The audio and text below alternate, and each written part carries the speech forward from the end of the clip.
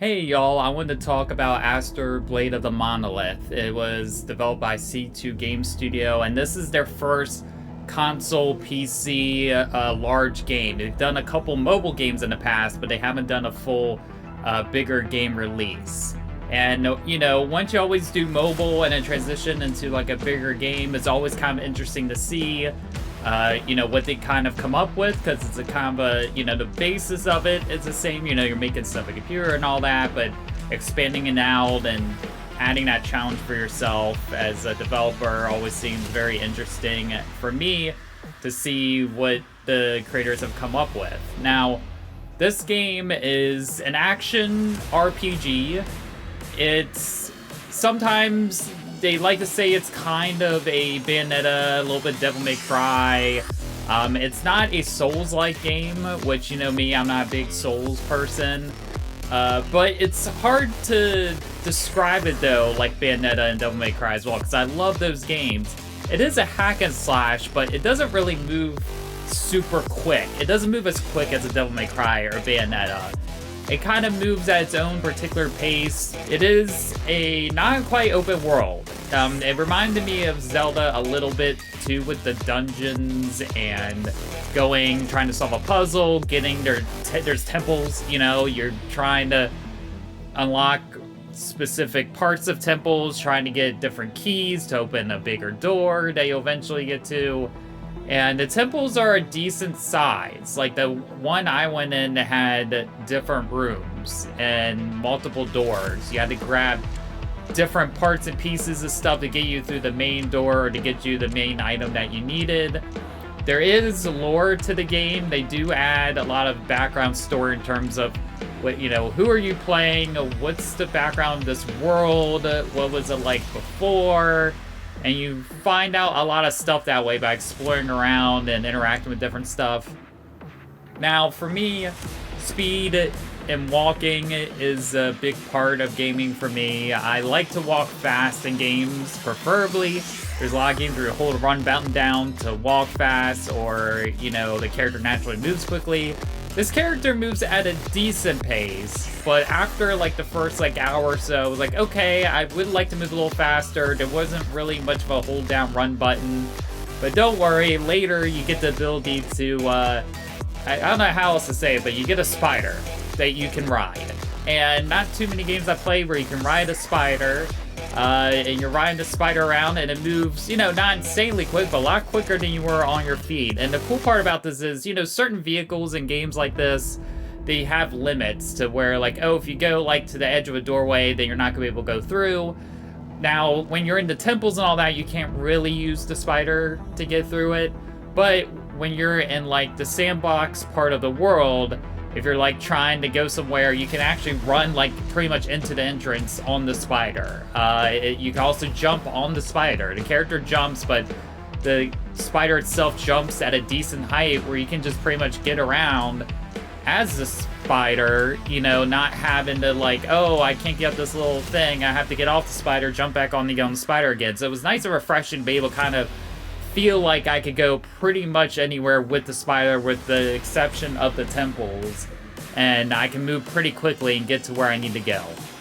The only issue I had with that is that I wish I could attack while on the spider. At least up until this point that I played in the game, I wasn't able to do that. I would have to get off every time I ran into a battle. Now, as far as the battles themselves go, they're fine. I felt like in the beginning of the game didn't have quite a flow to it. I was like, okay, it's fine, it's moving all right. But I definitely recommend giving the game some time. Give it a good hour or two to upgrade your abilities and all that. Once you start upgrading stuff, the more you upgrade, the better the combat flow felt to me. It felt like it started moving a little bit faster, and I was able to really kick some rears here and there in all the battles. So it got better for me as it went along with the upgrades.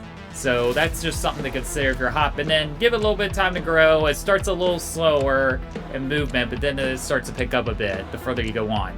Now, this game isn't open world necessarily. It is similar to Zelda, where it's got that feel to it.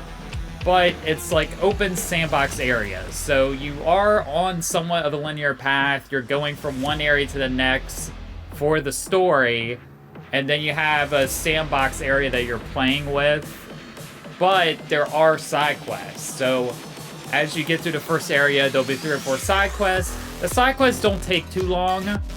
It takes sometimes longer to get there than to actually do the side quests. A lot of it is just, grabbing this item, you have to defeat a bunch of enemies. Some of it involves a little bit of platforming and turning certain things on. And so it doesn't overwhelm you. It gives you, 3 to 4 side quests, sometimes maybe one more, one less, depending on the area that you're in. So for fast travel, I felt like there was not any fast travel in the game. I wasn't sure. I was playing for it for a while, and I couldn't figure out, if there was going to be fast travel or not. It seemed like there wasn't going to be. I was like, oh, okay, that's fine, I guess, but I would have liked to have fast travel. It's not until a good part way into the game, actually, you do get the fast travel element. Not until you get to the first temple do you actually get the fast travel within the temple itself, and I was like, oh, cool, there is some fast traveling here. And then, once you're finished with the first area, then that's where you actually can fast travel between locations within the world itself. And you'll see, like, on the map, there'll be, like, an overall map that shows you all the, like, main locations that you can travel to. Again, you don't really see it, though, until, like, part way into the game, after you've done the first big area. And this is, like, a couple hours in. And I wish I had that sooner. I felt like that was a little late to introduce that into the game, but that's just me. The other thing I didn't love about this game was the map. There is technically a map that exists, but it doesn't really help at all. It just shows, like, an artwork, oh, you're at this area, and that's it. They do have an element where you can, like, summon this, like, little spirit guide, and it kind of tells you where to go and guide you from one mission area to the next. But it still would have been nice to actually have a map of the local area to kind of see what I have to work with as far as the sandbox goes. So there is a sort of seeing element to this game. It's similar to Assassin's Creed style. You can use it to go through doors and walls that you couldn't without being in this mode. Sometimes imaginary platforms will show up. The game makes it pretty clear where you need to use it. It'll even have the icon to pop up to help you in that regard.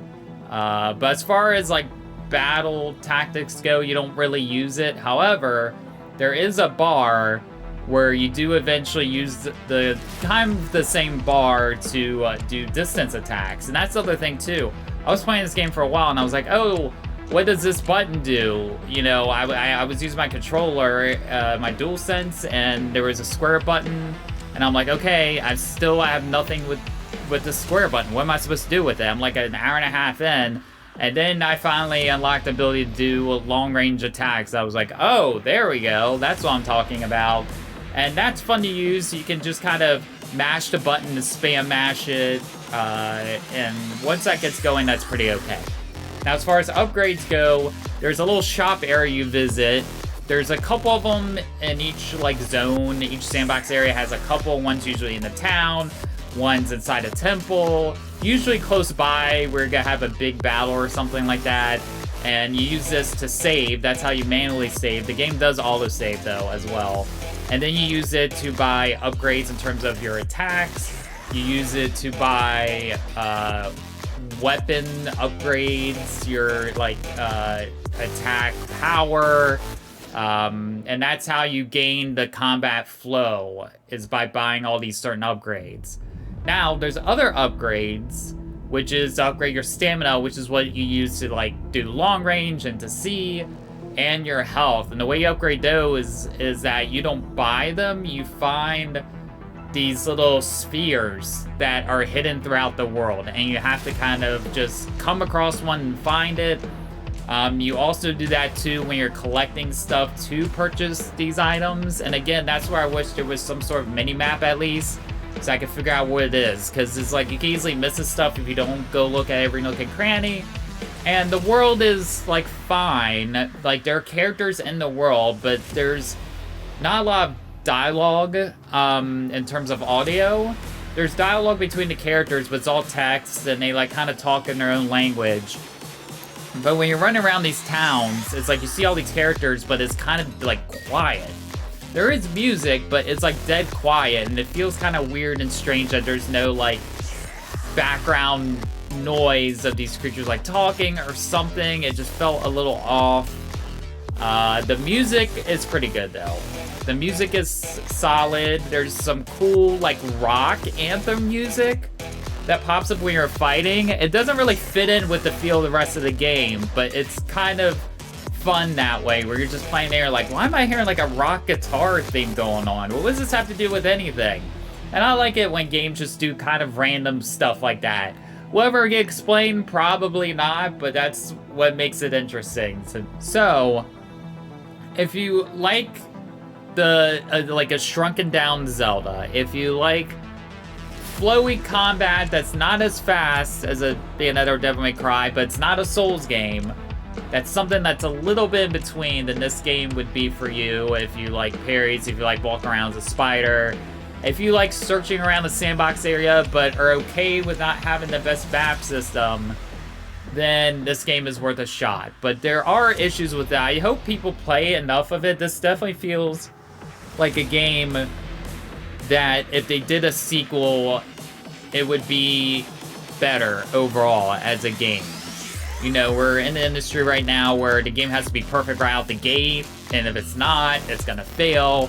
And it reminds me of a game from like back in the day where you used to play the first of a game, like Uncharted 1 or something like that, where, you know, it was a good, solid game, but it wasn't perfect, and then the next one came out, and everybody was like, holy bananas, this game is, like, awesome, and improved on a bunch of stuff. There needs to be room for that growth, and this game could really use that room for growth. And I hope more people at least give it a shot, so maybe there could be another one, and that could improve a lot of these elements, because I feel like if a lot of these elements got improved, you're looking for a really fun time and a fun experience. But for the way that this first game is right now, it's fine. It's a fine, solid game that you can play through when you've got some extra time on your hands, but I can't necessarily say it's a game you have to play right now with everything else that's out and that's coming out this year.